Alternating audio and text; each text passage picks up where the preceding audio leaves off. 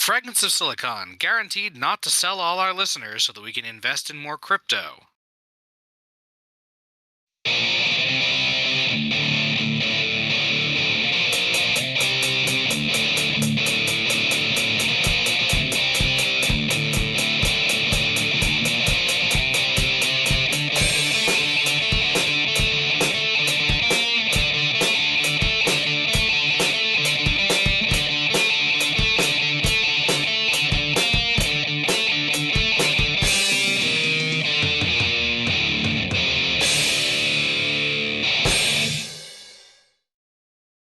All right, welcome to another installment of Fragments of Silicon. I'm your host, Adam. Joining me as always are the not crypto brothers, Gollix and Pettyfan.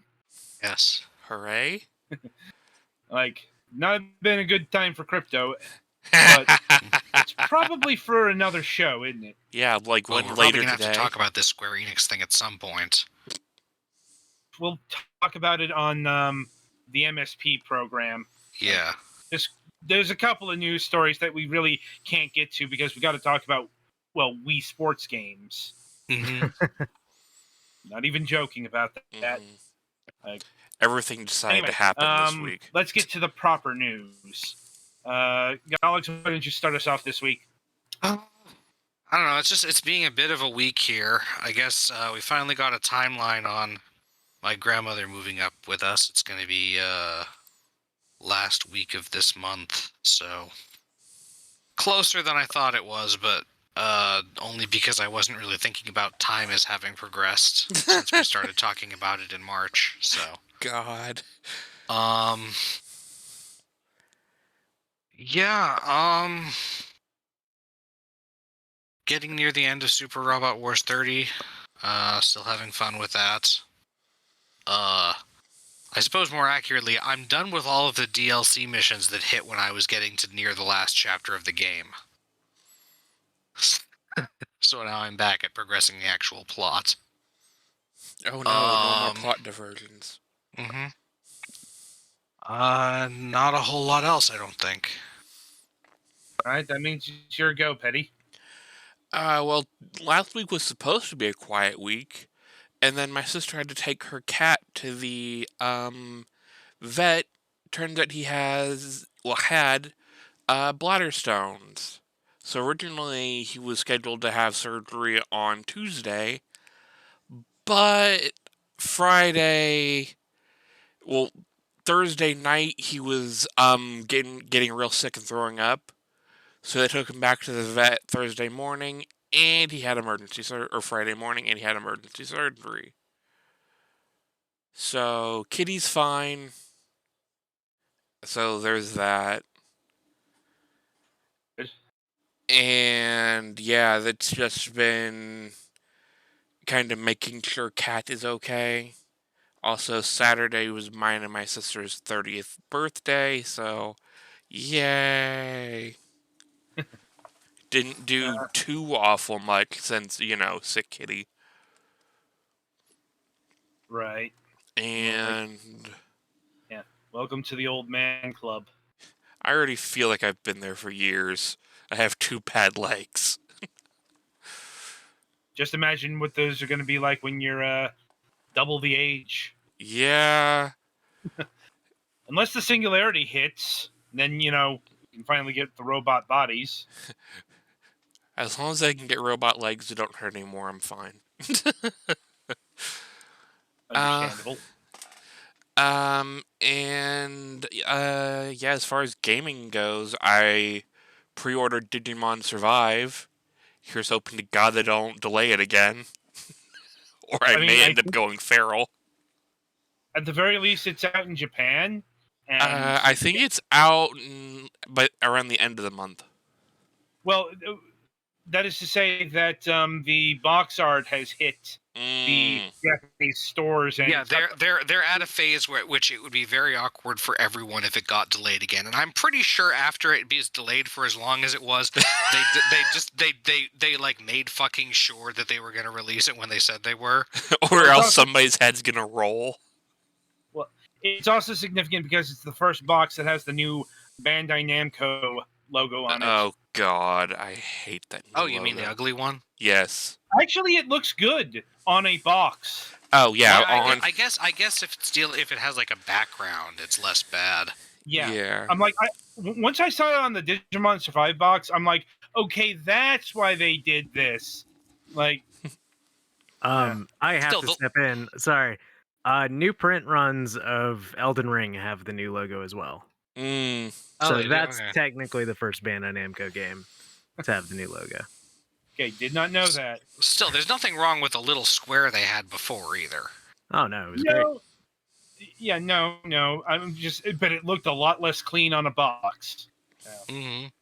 Yeah, it's like it's sterile for a reason. Mm-hmm. Anyway, anything else, Golix? You want Eddie to was try that going, again? but I'm done. Yeah, sorry, Petty.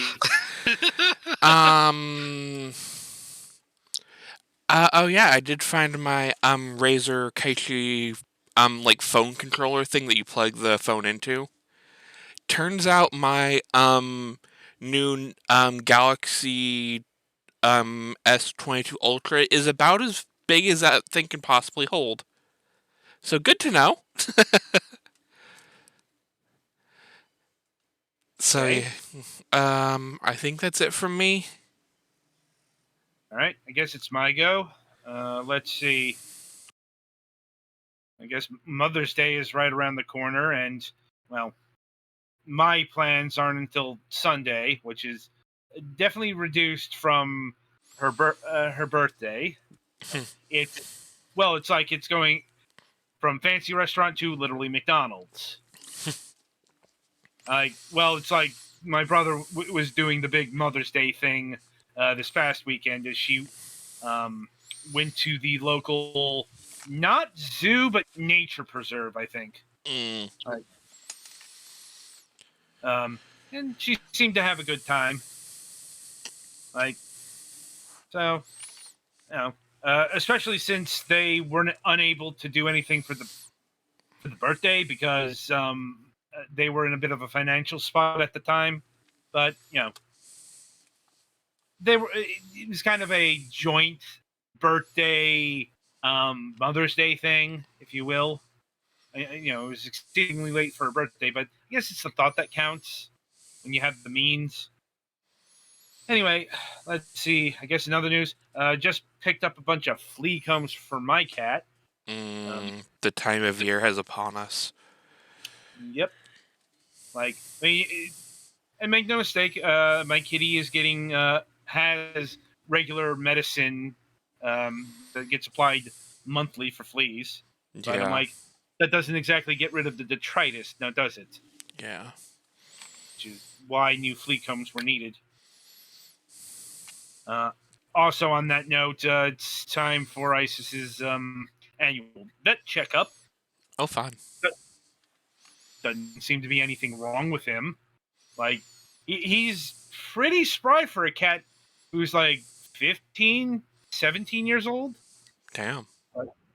Yeah, he's a really old cat, but like he still runs. Like, he's definitely showing his age in regards. Like, grayed out fur. He can leap up on the couch, but sometimes he needs help. But it's still, he's still got a lot of energy for an elderly cat. Because it's probably going to be a while before I get a new cat when he dies. But that could be another 5 years with how well he's doing. Damn. Anyway, in gaming news, let's see. Well, Rage quit one of the games I was reviewing this week because I just do not have the patience to continually, fight a boss for an hour and a half. And stick with it. Mm-hmm. Even if it is for review. I know how the game plays. It plays fine. It's a good game. It's just, that kind of masochistic difficulty, it has never been my thing and will continue to be not my thing. Meantime, I've been playing through Shining Force 2. About halfway through the game now. we'll probably talk about this next week unless something comes up. Fuck, that means to just see if I can find my old copy of Shining Force. Shining Force 2 is on Steam. Hmm. Like it's in the Sega Genesis collection. Oh, then I probably have it. Yeah, I'm like, I know this because that is the very thing I've been playing Shining Force 2 on. So, yeah.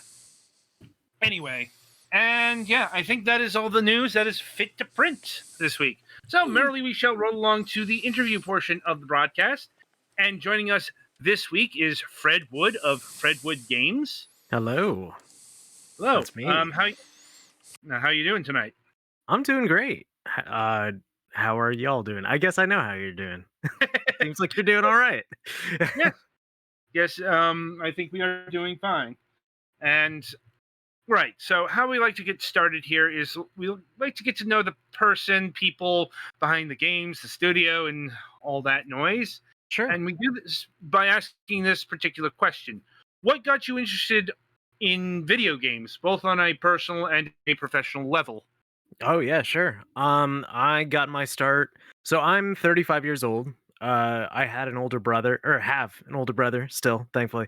But he had a Sega Master System, and the first game that I had ever played was Alex Kidd in Miracle World, which was a hard game that was mostly focused on memorizing the layout of a level and responding to things very quickly, just like old games tend to do. And I hate that game nowadays, but it was still a fond starting point for me.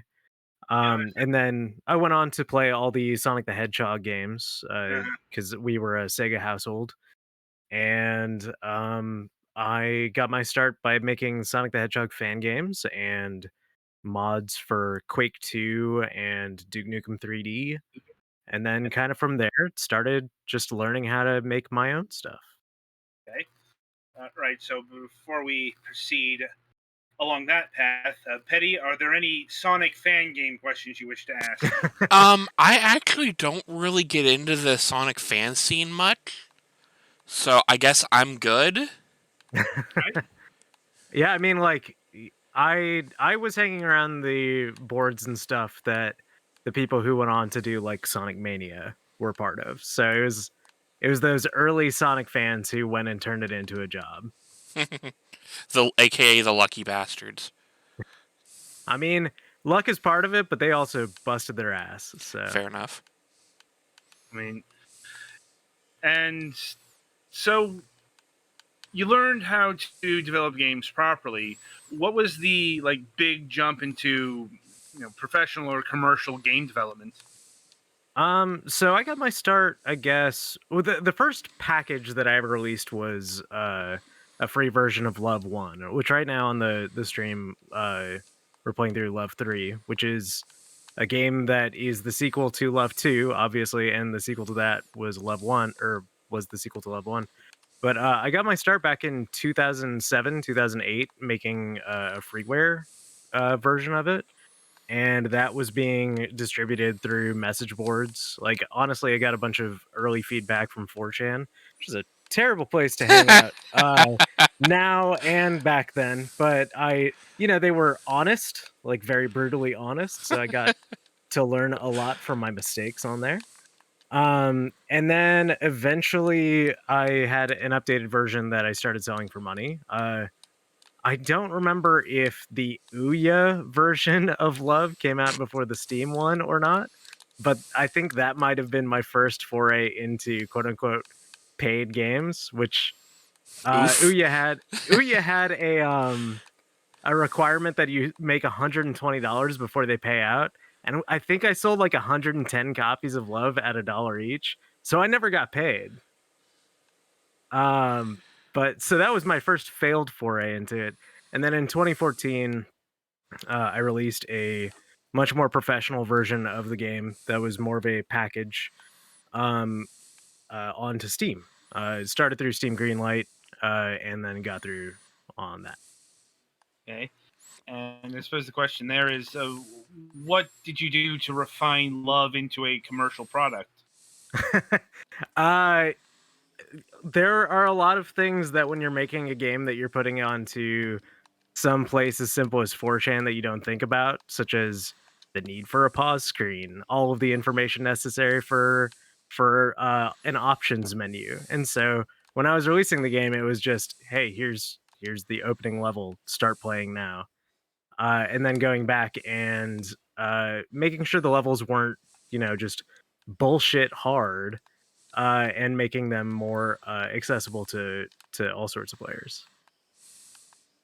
And controller support was another really big thing. And also at that time, I was working for Vlambeer, doing merchandise and stuff. Then I went on to do event logistics, and then from there, I worked for them for 9 years. So Oh, wow, did you work on Nuclear Throne? I did. My first game that I did with them was Luftrausers. Yes. It's a shame what happened to Vlambeer, but I don't think so. JW and Rami decided to split off and do their own things, and each of them has gone on to do some pretty incredible stuff. Vlambeer was only ever supposed to last for about 5 years, and it lasted a decade, so it seems like a pretty successful run for something that was only ever supposed to be a small project. I mean, when you put it that way, then yeah, like it did better than expected. Yeah. It's just still they put out some really good games. Yeah, for sure. I went back and played a bit of Luftrausers earlier this week, and just the sensation of dogfighting in that game, like the momentum that you build up while flying around, is a blast still. So those games are timeless. They looked old when they came out, but they still play like the freshest games of today. There is something to be said for that. Yeah. And what did you do on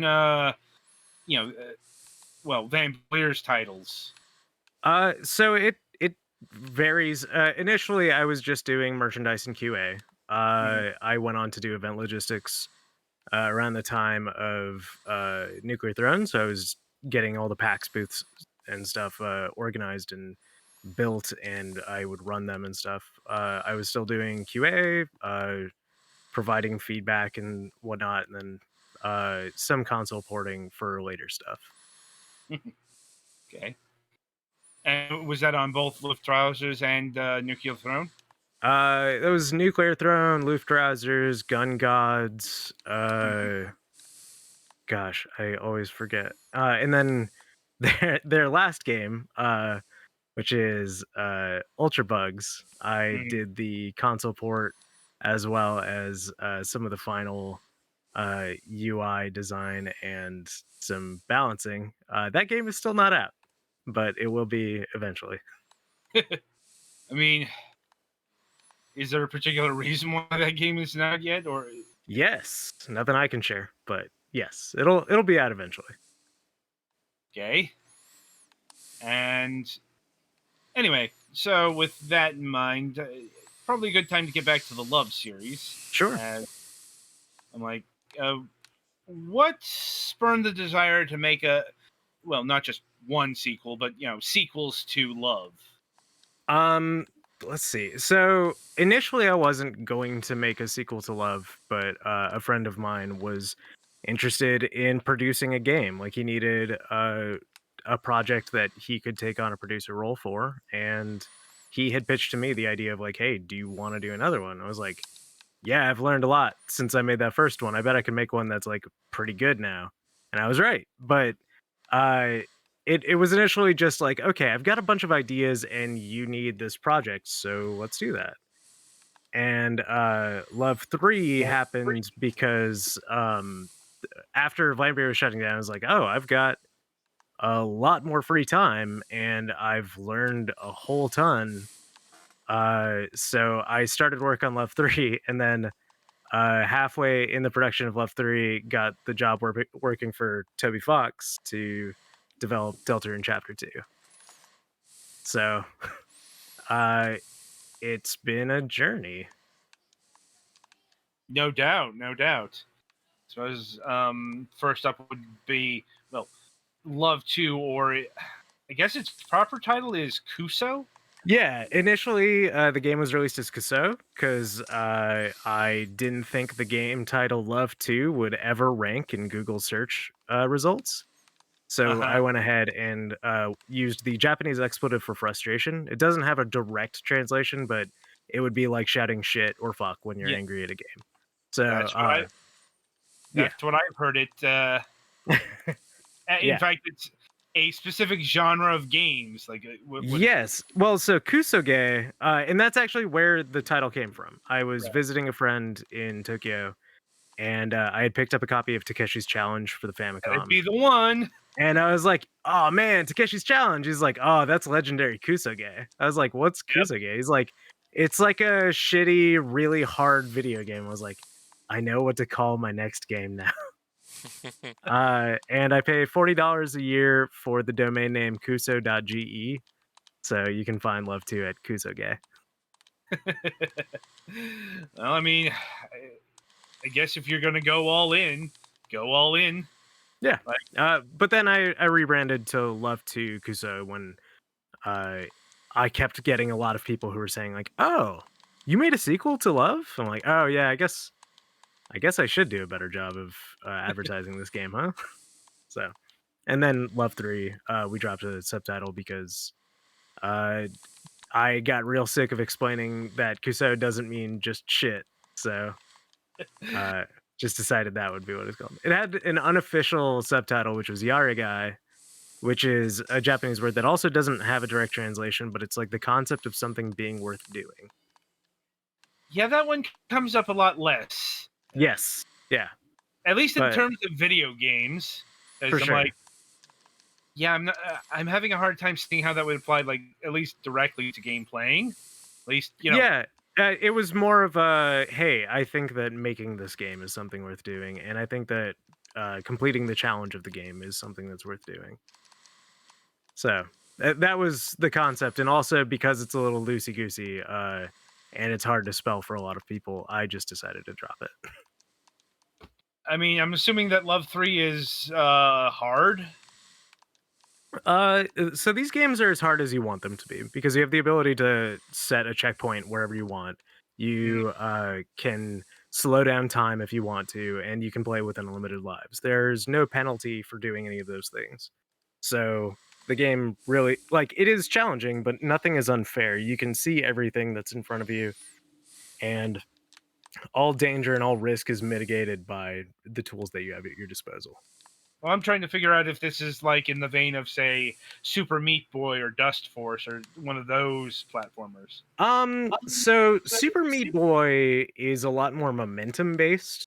Like you have to really like fling yourself across the screen, and that can lead to you having to learn how to take on a situation. This game, there's no momentum. You move 1 pixel per frame as you're holding the left or right key. And so it's a precision platformer rather than a momentum based one. Getting a That lot of- said, I love me some Super Meat Boy. Edmund McMillan tweeted out Love 1 back in the day and was like, "Y'all, if any of you like Super Meat Boy, you should play Love." So Right. Like, it's got his seal of quality at least. actually more pertaining to, will you die a lot in this game? Oh, 100%. I watched people play the 7-level demo at PAX East a couple weeks ago and saw some people die over 1,000 times in the 7 levels. But you are only dead for about half a second before you're back into gameplay, so it's less frustrating. Yeah, that's about what I was expecting here. Because we've covered a bunch of these kind of platformers on the show, either interview or review, and there is a certain rhythm to them. Not talking about like momentum versus those kinds of physics, but more the flow of movement and how fast you return. Yeah. I mean, rhythm is actually a good point too, because while things don't specifically go to the beat of the music, all of the music has pretty steady rhythms to it, and I find that you can get into a pretty good flow state when you've been playing the game and listening to the music. So just by like having yourself react to the beat of the music, it can help you along. And It's also The music is the only part I didn't work on, so it's the one part that I get to be a fan about. The soundtrack to this game absolutely kicks ass. James Bennett is this music producer from Redford in the UK. He did an original track for every single level in every single Love game, and every single level is in Love 3. So it's like 80 unique songs or something like that. Quite a lot. Yeah. How long is the average Love 3 track? There isn't really an average. Some of them are like 2 minutes long. A couple of them are 4 minutes long. I think one of them's 5 minutes long. And each level is really only about a minute and a half, depending on how fast you're playing. I mean, the world record for the game right now, I think, is 8 minutes long. So you can listen to the soundtrack on its own too, thankfully. And was he your composer for all 3 Love games? Yep. He was somebody that hung out in those same Sonic the Hedgehog fan forums back in the day. So I've known him since 2006, 2007 as well. Indeed. Now, are there any sort of secrets or collectibles? Yeah. So Love 3's levels. In fact, one of who's playing right now? Sorry, Me, Petty fan. Petty. Okay, yeah. Petty found the secret in level 3, I think. So each level has a secret that I'd rather not explain. It's a you find different quote unquote survivors. And each one has a different way of unlocking it and finding it. And the ending changes if you get all 25. Or 24. Does that constitute... Is there a story to the Love games? Is there lore? Yes, there's lore, but it's not ever explicit within the games. It's just kind of low budget indie environmental storytelling. I've got a story for it, but it's not something that's really told. Fair. If you read the store listing, it talks about how all of the machines in the world are powered by humans, and the only thing that these machines seem to do is kill humans. So, something to ponder. Yeah, I'm sure. While moving left, right, and jumping through a bunch of little challenging levels. Yes. And as I understand it, the Love 3 here has a number of levels from previous Love titles. It has everything from Love 1 and 2. And Love 2 had included remastered versions of all the levels from Love 1. Just better visuals, some better flow. Some of the jumps are a little more satisfying to pull off, stuff like that. Okay. So if you get Love 3, is there a reason to go back and get the other titles?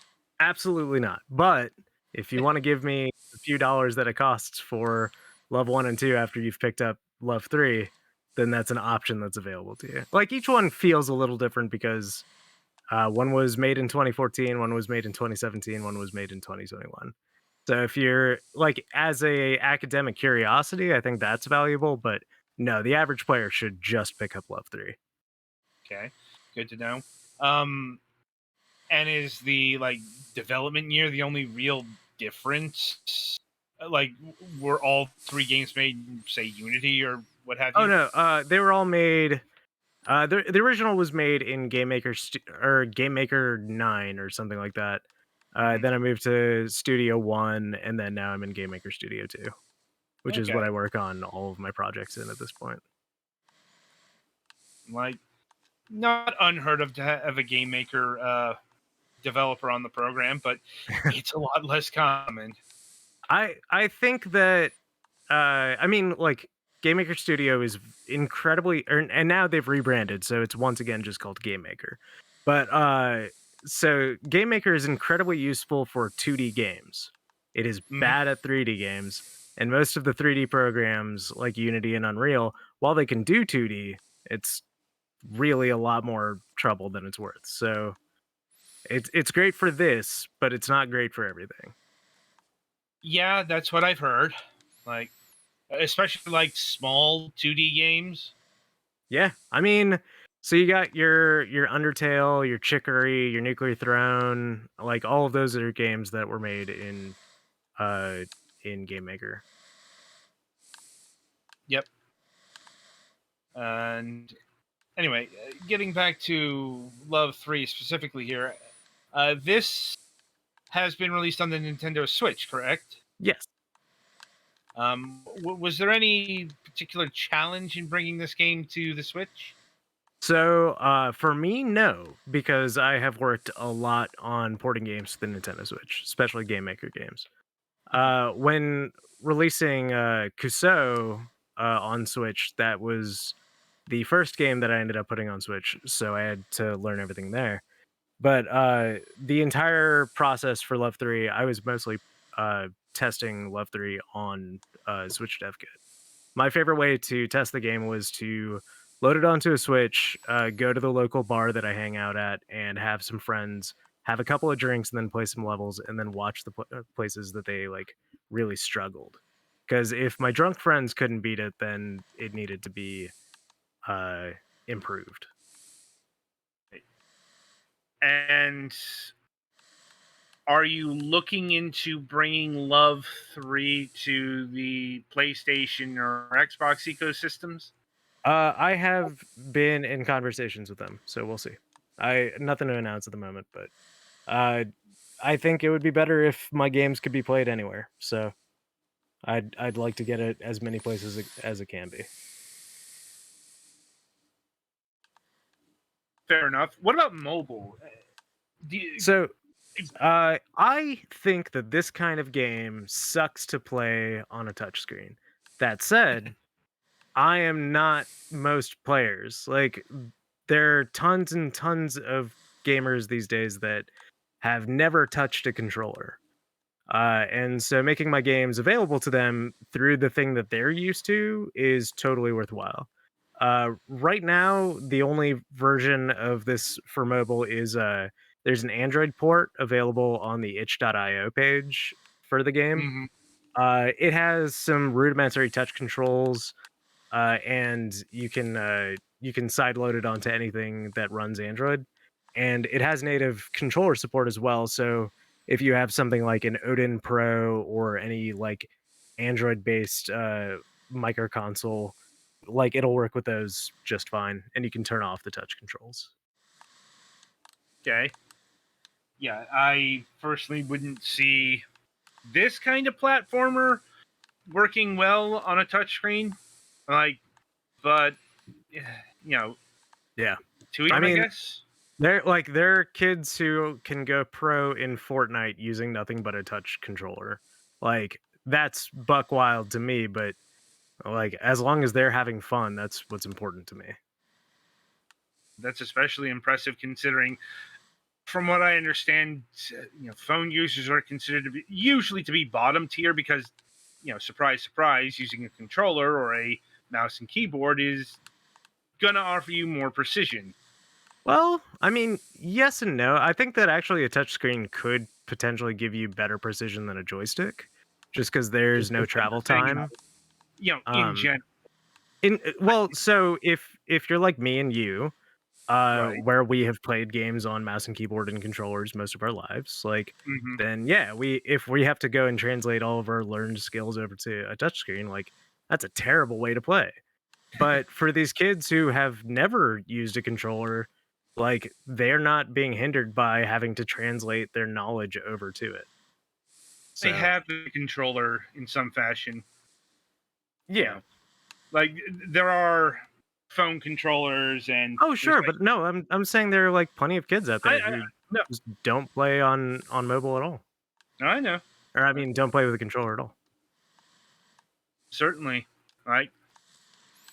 Anyway, moving away from all that, there's a couple other games you've developed on your own, Yeah. and that would be uh, Polstario.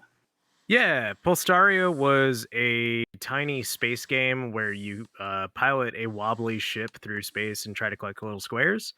It Mhm. was a project that I started and finished and had delivered on Switch within 93 days of coming up with it. It was a very small project that was a fun little speedrun project, basically. Was it a game jam sort of thing? No, I've still never done a game jam. Like they seem super cool, but I bounce from main project to main project so fast that like so frequently that I don't have time to prototype something for fun. That was one that like the majority of it I developed at a coffee shop while getting ready for work and like for the day. Like, was it how challenging was it to make a game in, let's say, 90 days? I mean, so the game is very small in scope, so I would say in that regard it was not too challenging. And it was right after I think right after I'd ported Love 1 to the Switch. And so I was still fresh on redoing UI and making everything work, like just making everything work. So it was relatively straightforward in a kind of surprising way. Mm-hmm. And I think your latest title is Words with Fred. Yeah. Words with Freds is my version of the crazed Wordle and Bulls and Cows and Mastermind and Lingo game that everybody is doing right now. That was a project that was only supposed to be 2 days of messing around. It was, hey, I bet I could make a version of Wordle that works with a controller. And then I ended up spending a couple months on it, polishing it and getting it ready for a Switch release.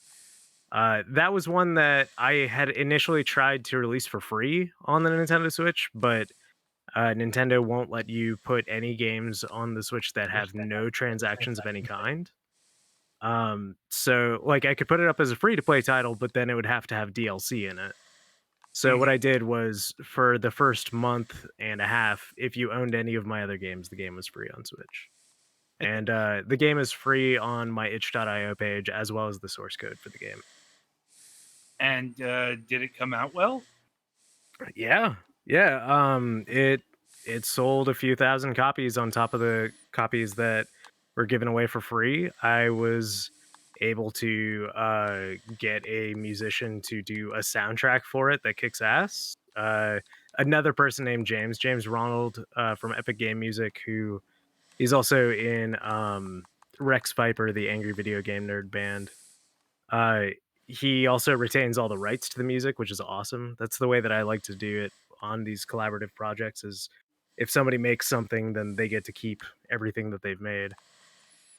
But yeah, it ended up being a pretty great success. A bunch of people got very angry because I was making a paid version of Wordle, and to those people I kept trying to say, like, please don't buy it. If you don't want to pay money for this, please don't. But And then it's some people funny like to get mad. because now there's rumors that Wordle may also be paid. Nah, I think Eventually, it'll it's- end up behind the New York Times paywall. Yeah. Because, I mean, they paid a low 7 figures for it. They've got to Well- make their money somehow. apparently it's paid dividends. That it's been driving traffic to their words and games section. Oh, fantastic. So it was if nothing else, it was a smart investment on their part. Like, Yeah, I honestly didn't know about their word like their game subscription until they bought Wordle. So, I mean, $1 million worth of advertising, and they own Wordle, I guess, right? So, right. I still play it pretty much every day, and I just compare my scores with my wife and my brother. Wordle is like Sudoku. It's one of those trendy games I never got into. You should give it a try. It's I've given a couple of clones a try. They're all right, but it's like I don't really have the wherewithal to log in every day. Oh, sure. I get that. There is a small rush to, oh man, I've got like a 50-day streak going. I haven't failed a single time. I haven't missed a single one. But like the moment my 50 day streak ended, I was like, oh, I don't I don't care about Wordle anymore. This is fine. Amazing how that happens. Yeah. Like, and I guess we should talk about it's. Although I'm not sure how much you can say, you did mention that you are on the Deltarune development team, for a lack Yeah. of better. I can talk all about my experience on chapter 2. Mhm. I can also say that I am working on chapters 3, 4, and 5, but beyond that, there's nothing that I can share. Well, I mean, I suppose the first question there is what got the attention of either Toby Fox or whoever hired you. I don't know. Yeah. So it was Toby. He had put out applications, and I had met Toby once and talked to him a few times on behalf of Lambier. So when I saw that applications went up, I just shot him an email. I was like, "Hey, Vlambeer just announced that they're shutting down. I've been working with them for almost a decade. I don't think I qualify for any of the positions that you've posted, but here's what I've been up to for the last 10 years." And uh, being an incredibly niche game maker developer who has shipped my own titles and done every single process of it made me valuable enough to teach the parts of programming that I didn't know how to do, which was not that many. I learned a lot, but it was really just a lot of like best practices kind of stuff. But it was worth bringing me onto the team. It was just there were applications. I had a lot of experience doing weird stuff, and he needed somebody who does weird stuff. So I was the third full time. No, I was the third person hired onto the project, I think. Okay. And what were your specific development duties? So that's a little weird because I didn't have specific development duties. I feel like everybody on the project had little things that they specialized on, but everybody did a little bit of everything. Like the thing I did the least of was battle stuff. Talking about the RPG battles and Danmaku style battles. The thing I did the most of was level layouts, events, and like moment to moment gimmicks. The easiest example is that there is a room that you go in and you have to find a key in a table, and after searching through tables for a little bit, you find a table that has a dog under it, and the dog throws you on top of the table, and you have to surf the table around, crashing into other tables until you find a table that has a key in it. Then you destroy the key and then fly into the next room. Yep, sounds like On this Toby table. Fox game. Yeah. So that whole segment I did, but at the same time, like Temi did new illustrations for it. Sarah came in and redesigned the visuals of that room. Like everybody does a little bit of everything, and then there's the entire localization process of making all of the jokes work in Japanese, and the very English focused jokes, making them work for Japan. I can imagine, like, just going back to the original Undertale, Sans and Papyrus are very, I know one of the shortened item name jokes just weren't used in Japan in Undertale because Japan didn't have that issue with like NES RPG limit with like text length limitations. Oh right, yeah. One of the things that I had to do for the localization was make a bunch of text fit in places that we didn't think we'd have to worry about. Like menus operate pretty different in Japanese because holy crap, all of a sudden there's a lot more text that needs to be drawn, or there'd be spots where like not nearly as much text needed to be drawn, so it needed to be spaced out in a way that didn't look like hot garbage. But the unsung problems of localization. yeah.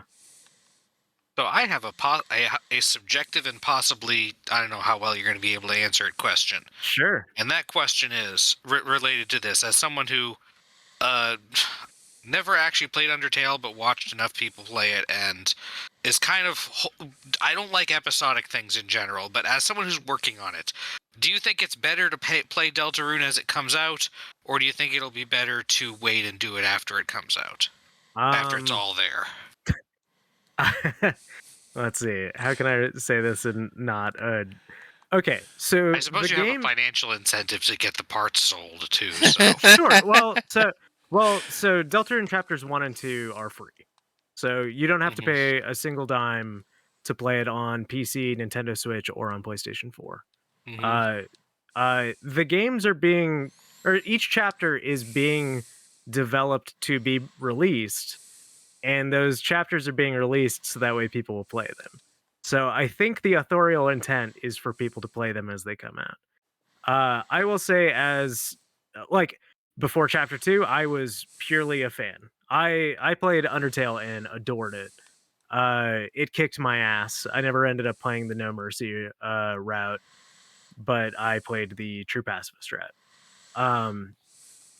When Deltarune Chapter 1 came out, just on a Halloween day with no fanfare whatsoever, just hey, here's this thing, here's an executable, download it, I promise it's not a virus. Great it was- marketing there, Toby. Was incredible. I was blown away by it, and I think it kicked ass on its own. I think that chapter 2 is a significantly larger game than chapter 1 was. I say game, but like obviously it's just a chapter, it's a portion of the game. I think that it's totally worth playing. I think it's a good solid video game by itself. I think it'll probably take you 3 to 4 hours or less if you're speed running through it. But okay, I'm not really a big binger thing, but even with that, I usually wait to watch shows until they're all the way done and stuff. sure, So I get that, and I think that when Deltarune is done and out, like, boy, I would love to be the person that gets to play that game as one solid chunk for the first time. Like that would be incredible.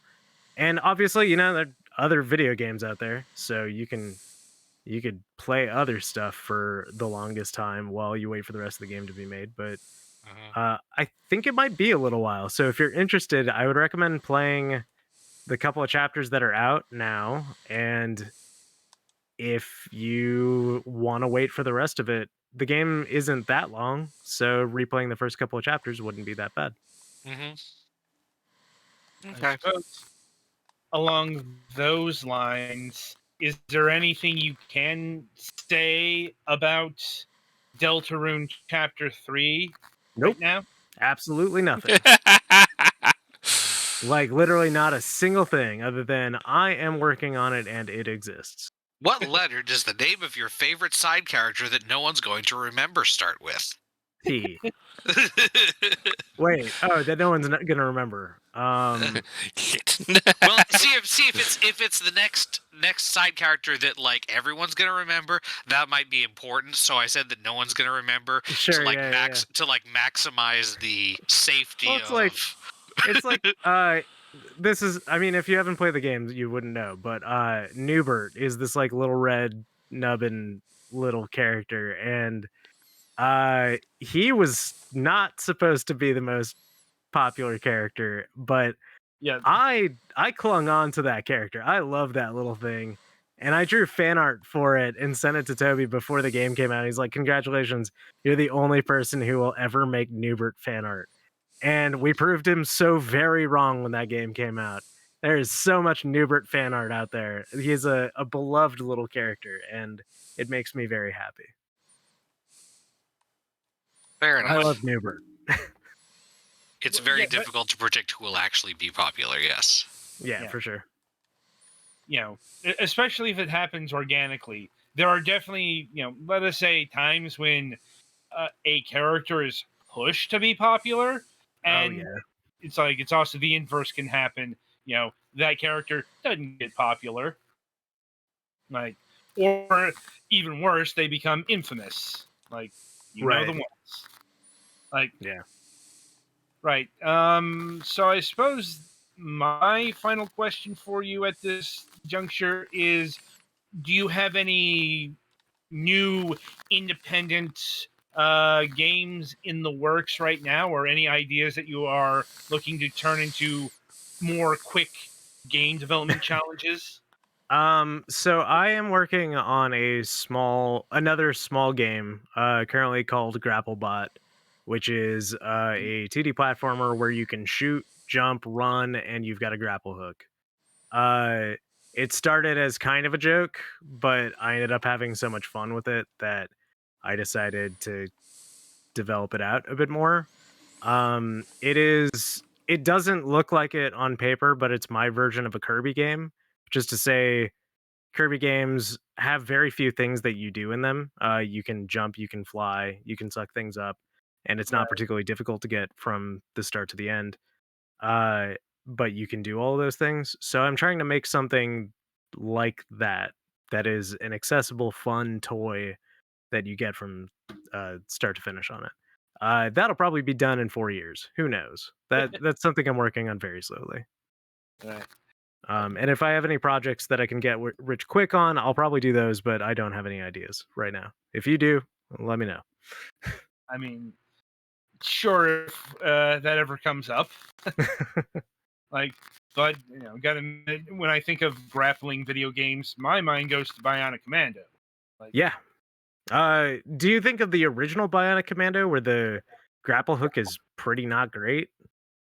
I'm like, I think the NES version, which is not the original version of Bionic. Right. Sorry, that's what I mean by original. Obviously, the arcade game came first. Yeah, but, I'm like, yeah. Well, that's the thing. People don't know that there's an arcade game. They just they know the NES game because here's the thing: the NES version is like 1,000 times better than. I've played the arcade game. Not in the arcade. It's not good. Like, though its C64 port had some really good music. I have to check that one out sometime. That's cool. Froland Brothers are no joke. Did you ever play the Xbox 360 Bionic Commando game? Not the XBLA one, but like the full AAA budget Capcom. I have it on Steam and it's not good. Oh, but the multiplayer is. Like, it has a full grapple hook based capture the flag mode that kicks all sorts of ass.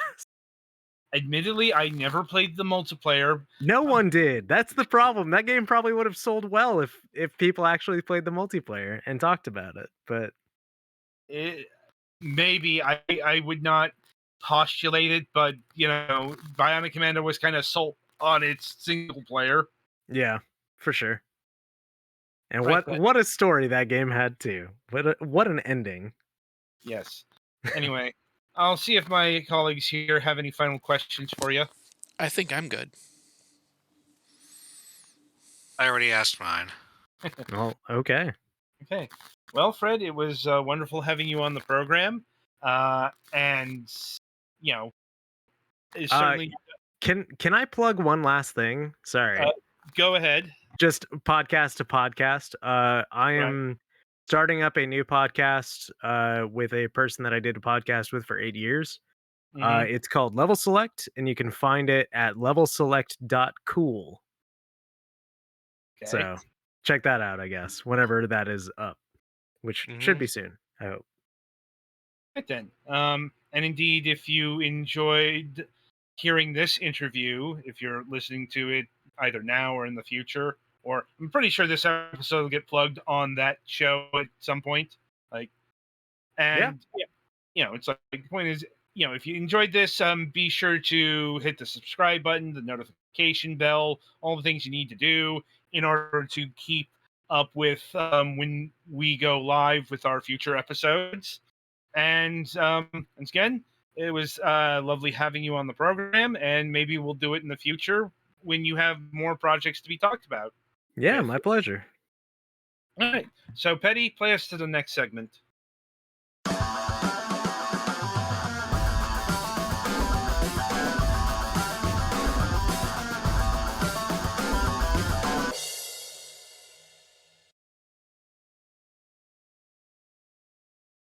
So welcome to the topic of discussion. This week we are talking about the legacy of Wii Sports. And that is obviously because the latest iteration of that franchise, Nintendo Switch Sports, just got released a few days ago at time of recording. And I'm trying to think if we talked about Wii Sports over the course of the program, and it's definitely possible, but it's been a while. And we It's been a probably while haven't because, talked about it with this crew you configuration. know, the franchise kind of died with the Wii. I mean, technically Wii U, but yes, Wii. It's Yeah. a lot harder to do motion control sports games on systems that are less motion control focused. I mean, they still did to some extent, but Yeah, but as Petty noted, they made a let's say, community college try with Wii Sports Club. That's the Wii U remake of the original Wii Sports. It's got the high definition graphics and the online gameplay. You know, that is literally the only things that they added to that. At least initially, I think they did do some DLC to the golf section. Like they added some more golf courses there, but they just remade Wii Sports. Nobody was asking for that. Least of which on the Wii U, and that was kind of an encapsulation of the Wii U's problem. It's like, what you took the flagship Wii title, for lack of a better term, because there were a lot of games that carried the Wii branding but weren't Wii Sports. Wii Party, Wii Play, etc., etc. And what they did is they remade the first game only with better, higher fidelity graphics instead of coming up with new ideas and online multiplayer. Yes. And I think that's, from what I've been seeing from the reviews, that's actually a thing that's been hitting the Nintendo Switch Sports. Because that one is coming in with a lot less games than Wii Sports Resort. Wii Sports Resort is generally considered to be the high point of the franchise, at least creatively. In terms of sales, obviously it's going to be Wii Sports by a country mile. Wii Sports is probably one of the most important and best packing games of all time. I can't say it's the most important because, Tetris on the Game Boy exists. And there's some other examples like, Super Mario Brothers and the NES. Technically, Super Mario Brothers and Duck Hunt, that was the eventual pack-in. Launch NES it's Rob the Robot, which wasn't but that's a whole other story. Yeah. The point is, Wii Sports was the game that was chosen to represent the entire ethos, the entire messaging, the entire everything about the Nintendo Wii. And, I think we all know the story of how that went. And if you don't, it's like the Wii is one of the best-selling, about the third or so best-selling console of all time.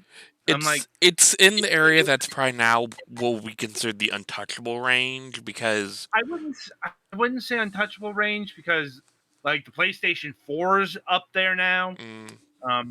The Switch is heading there. Fair enough. But it's in very rarefied company. Yeah. It was the arguable winner of the 7th generation. I know the 7th generation. I was about to say that pisses off every Microsoft and Sony fanboy. Well, here's the thing: the 7th generation actually lasted a fucking long time. Arguably, from 2005 to about 2013.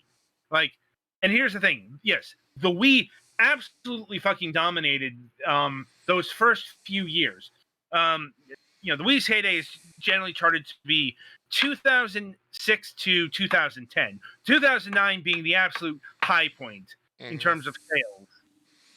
And then once you hit 2011, it's a steep drop off. Right. It's And that's mostly because everybody who wanted a Wii probably already got a Wii. Right. And it's also because Nintendo was then shifting to the Wii U. Unlike its competitors, they weren't staying in that generation for what was then a extended period of time. These days, that's about how long a generation lasts.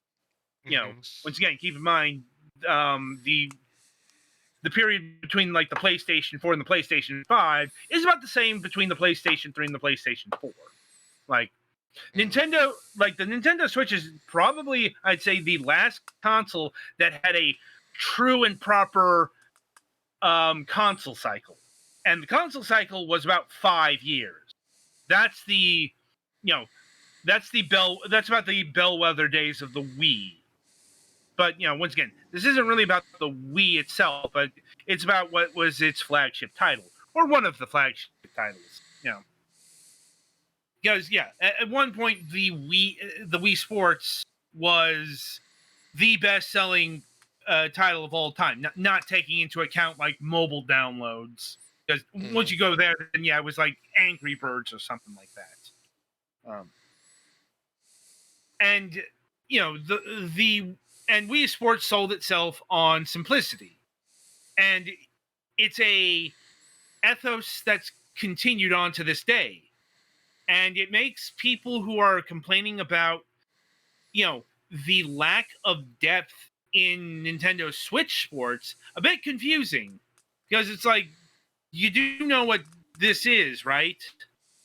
Like, yeah, they were literally hey, this is we're making this system that's designed so that literally any person who has like reasonable fine motor control can play video games on it. And this is the game that we're making to be the show off of how much just any old person can play the video games.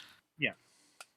Though, and it should be mentioned, going through the like original Wii Sports games, that some of them worked out better than others. Because, when you talk about Wii Sports, specifically the original, what sports comes up? Golf. Boxing. No. Or at least boxing that's the one that everyone considers is really, really bad. It's the... It was baseball, bowling, tennis, and it's golf, right? Those are the sports, but I'm talking about in conversation. Oh. It's Wii Sports Bowling, Wii Sports Golf, and maybe tennis. Bowling is definitely the most popular. I mean, there were people who just played Wii Sports Bowling, and that was it. Hell, like people bought Wiis to play Wii Sports Bowling. That's how intuitive that mini game was. Like, which is, especially like if you're old, which makes sense, fine motor skills degrading and all that stuff. But once again, like, some sports worked out better than others. But, they all carried the, you only have to do very little. Which was a trade-off, no doubt. Because, it's like, you can swing a bat, but, you're not going to have any articulation in the pitch, in how you swing or anything like that. Especially if we're talking the original, because the original did not have Wii Sports Motion. That was, that was the original Wii motion controls were okay. Oh, boxing! I forgot about boxing. Yeah, boxing was, once again, bad.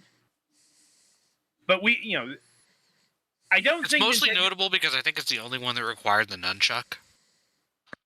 Yes. Because, you can't really box with just a Wiimote.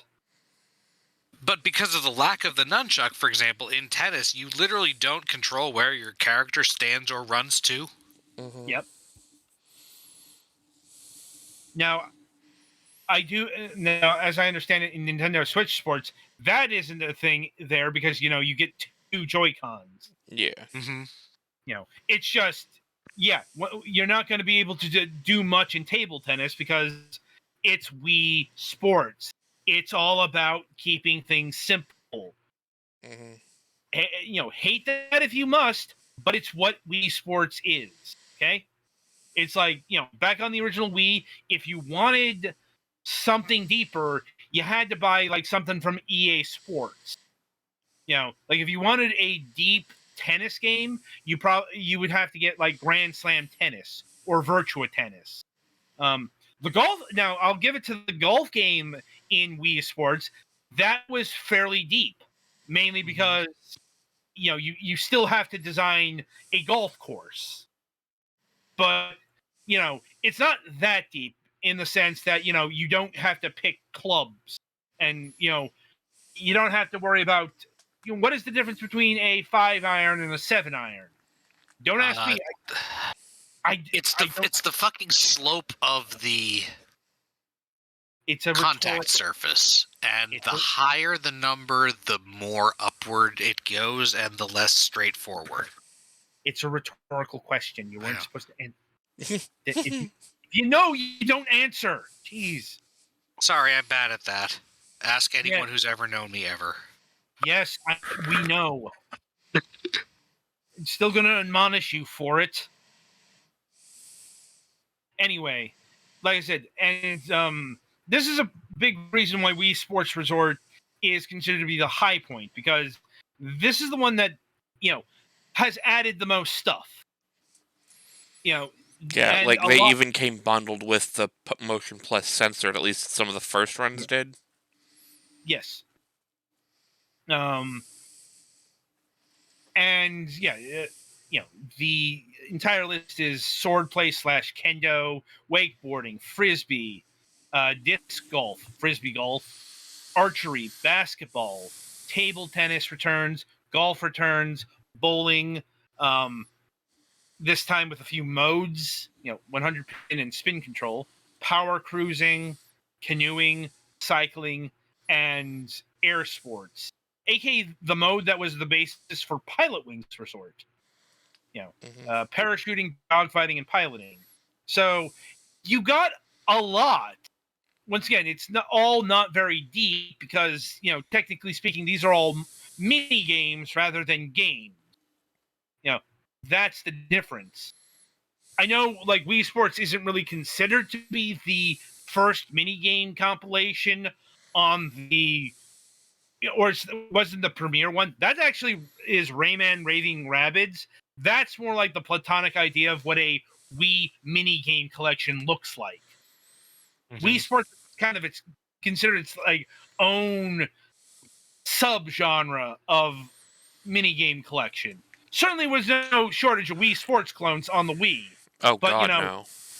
But, a party mini game collection looked different than a Wii Sports clone, if nothing else. Yeah, well, especially because the Wii Sports clones, a lot of those came with, hey, guess what? You can make these really cheap little plastic things you can strap onto a Wiimote and make it look like a tennis racket and have absolutely no effect on your gameplay whatsoever. All right, Scott the Woz. Okay, look, we may have got a few of those from a Target that was going out of business. I'm sure that shit's littering the closets of America right alongside all the plastic instruments. Like, and once again, like, not all these games were good. Like, I certainly didn't hear a lot of fans of, say, wakeboarding. But, this is a pretty impressive list of games. And it's varied as well. And then, once again, that was it. And, it's a big reason why the Wii U failed. Not just because they didn't have a new Wii Sports. It had a new Wii Fit game, Wii Fit U. that really didn't do anything for it. We fit you in the trash, ayo. Yeah. But, and then there's the balance. The balance board was an interesting take on it, but it's a little bit harder to. yeah. Well, we're not talking about the Do. entire Wii line here. Uh-huh. But it, and it was always curious to me that Nintendo basically stopped making the Wii Sports series specifically because, these are two of the best-selling games of all time. Period. Obviously Wii Sports Resort didn't sell as much as Wii Sports, but what did? That was when you're a pack-in title, you tend to sell a lot. Yeah, that's why some people don't count pack-in titles. Because it's like, if you bought the system, you basically bought the game. Like, granted, that doesn't include, like, second-generation systems or whatever, but, it's still... Yeah, there were things that had other pack-ins, and they might have even sold something without one. Yeah. And obviously in Japan doesn't really do pack-ins. Yeah. But, everybody who was a relatively early adopter on the Wii got Wii Sports. Mm-hmm. But Nintendo's, Wii Sports Resort, that did go on to sell 33 million copies worldwide. And that was the one that, when you bought it, it came with the Motion Plus add-on? Yep. Or Motion Plus... Specifically, the first ones came with a little add-on you plugged into the controller. Later ones, there were some that came with the new Wii remotes, and then there was, when the new Wii remotes became the de facto, it just became the standalone disc. Yeah, so and those were sold for like the price of the Wii remote. Yes. Yeah, and eventually they would put the Wii Motion Plus in the Wii remote. Yeah, I think that was around the time of Skyward Sword, because you needed... Yeah, because they made a whole hubbubaloo of a special edition Zelda Wii remote. Yeah. Anyway, to put this in perspective, Wii Sports Resort is the third best-selling Wii title of all time. Like, right behind Wii Sports, obviously, and also Mario Kart Wii. So, it's got that fucking sales force behind it, but, what did they do with the Wii U? They just ported the first one over. Like, and that was originally a digital download on the eShop only. Like, Nintendo had a lot of fucking problems during the Wii U era. I think we can safely say that. Which one of them, I can partially see their reasoning, because everybody already had Wii Sports, unless they had something new for it. They weren't really going to want to buy it again. Well, that's the thing. They just did Wii Sports again. Instead of coming up with new and interesting things with that fucking tea table of a controller.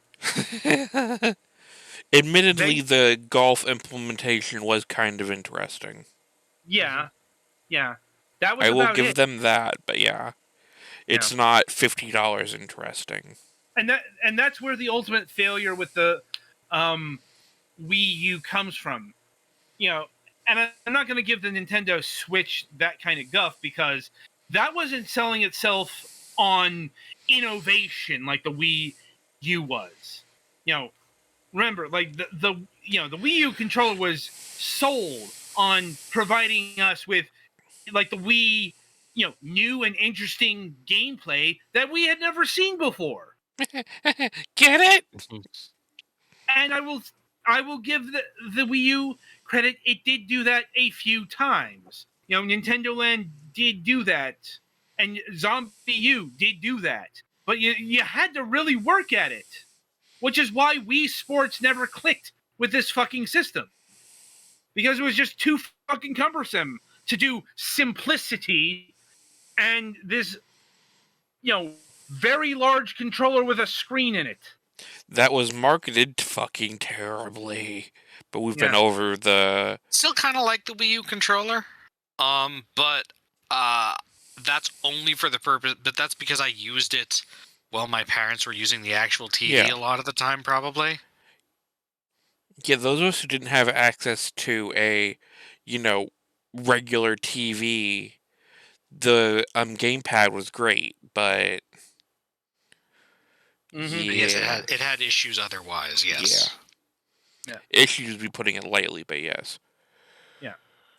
So, and that gets us to Nintendo Switch Sports. The sequel, I don't think anyone was ever expecting. If Oh, only God, because, no.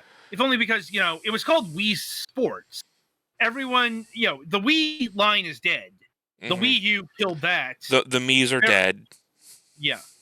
At least mostly. Yeah. Well, but here's the thing. They're not. And that's actually causing a problem with Nintendo Switch Sports. Because The Mii's aren't dead. The Mii's are de-emphasized. Mm. right. Because, originally the Nintendo Switch did not have Mii's, but they brought Mii's back. They In were fact, always there, but they were hard to get to. Mhm. It's like below 2 layers of things in the system menu. Yeah. Right. But, and then like one day they woke up and said, let's remake Miitopia. And then all hell broke loose. Also Smash. Yeah, Smash for Wii U does still use Mii Fighters. Yep. Like, you mean Super Smash Brothers Ultimate? What did I say? Smash You for said you. for Wii U. Oh, yeah, Smash Ultimate still does because they were in 4, if nothing else. Yes. That's the sole reason why they're still there. I don't know, they're interesting. And Wii Sports coming out alongside the launch of the Wii had emphasized the Wii a lot because that was your avatar. You mean the Mii's? Yes, the Mii's. But in Nintendo Switch Sports, they've got this new thing called a Sportsmate. And there are still Mii's in the game, but they're de-emphasized, like I said.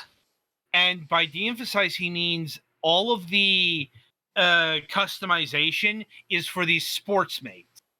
Oh, The God. Sportsmates weren't customizable. Like, I think they are. Like, I'd Certainly love to they're the look, default.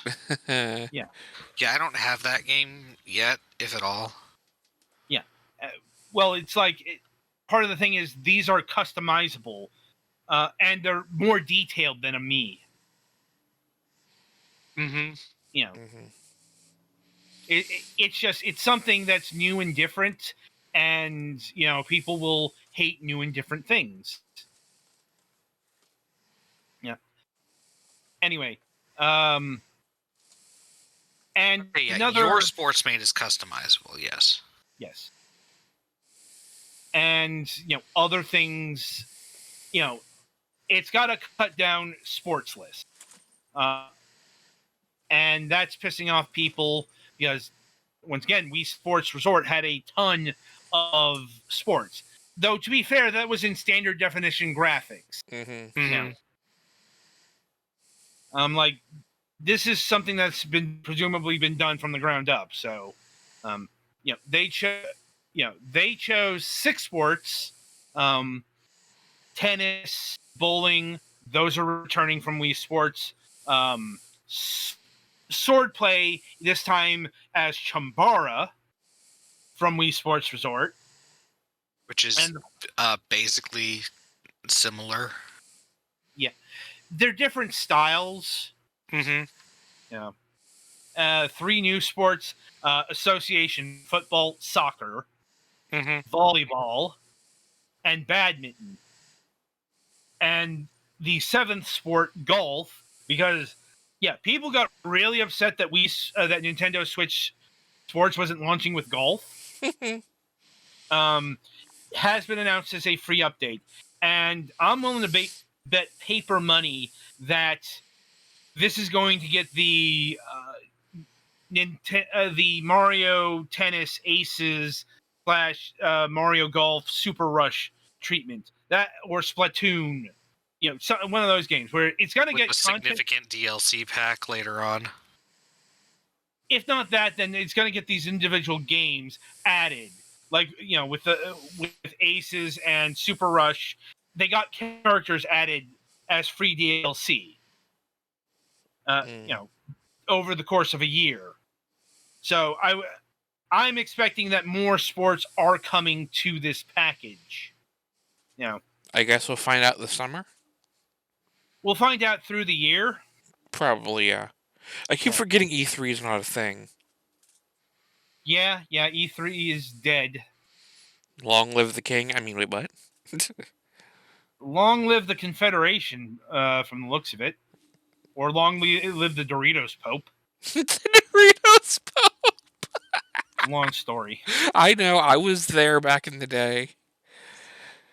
Anyway, so we should probably wrap this up because we are coming close to the time of the changeover. Yeah. Mm-hmm. So, with that in mind, the week ahead. Ooh, okay. So we do have a Friday show. Our guest is scheduled to be the video game composer known as Waterflame. They do work both within the video game industry and outside of it.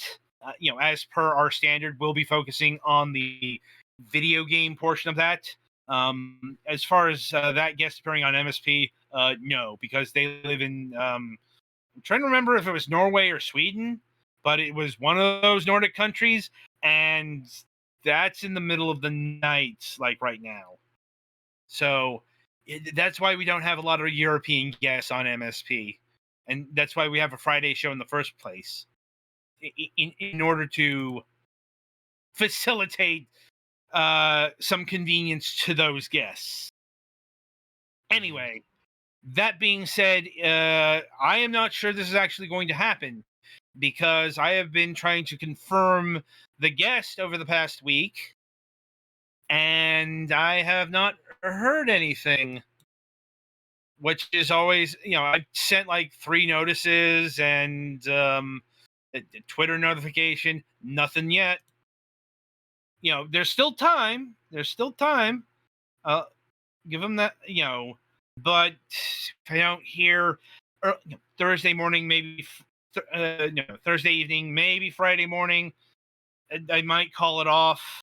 I'm undecided on that right now, but that's where things lie there. So hopefully I get word